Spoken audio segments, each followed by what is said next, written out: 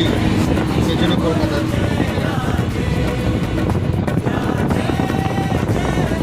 সব যত কলকাতা রোড এখানে পাশে গেছে। হ্যাঁ, মায়াপুর ঘাটে হয়ে গেলে এই নদীটা পার করে দিতে হবে। এই যে নদীটা পার হয়ে যাবে।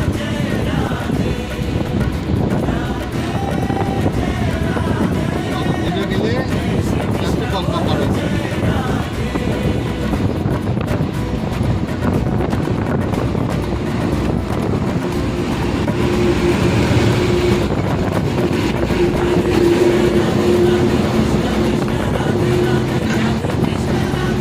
আর আমাদের এই গাড়ি যদি করেন হ্যাঁ, তাহলে যেখানে থাকবেন ওইখানে বলা বলি করলে হবে না যে আমাদের গাড়ি ঠিক আছে। একটু সাইডে একটু কাজে ওদের ইউনিয়ন আছে তো, ওরা হাইরে ডবল বে 7 দিন আছে, নির্দিষ্ট টাকা মারে না।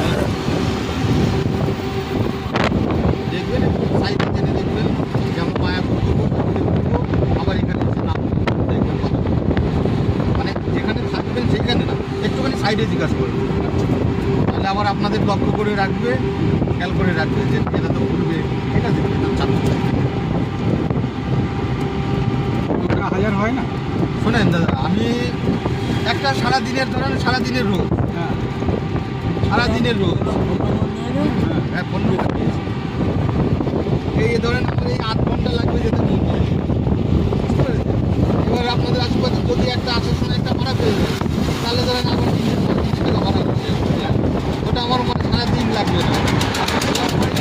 বলেন যদি গাড়ি যদি একটা রোজ হয়ে যাচ্ছে, আমি সেইভাবে আমার নিশ্চিন্তে মানে কীভাবে আমি ঘোরাতে পারবো, বুঝলেন?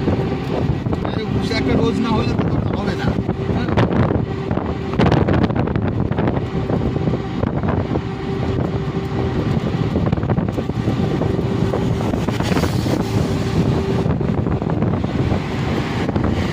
মায়াপুর ঘুরবেন 350 টাকা, নবদ্বীপে ঘুরবেন 350 টাকা, একটা গাড়ি ধরলাম, কত হলো 700 টাকা।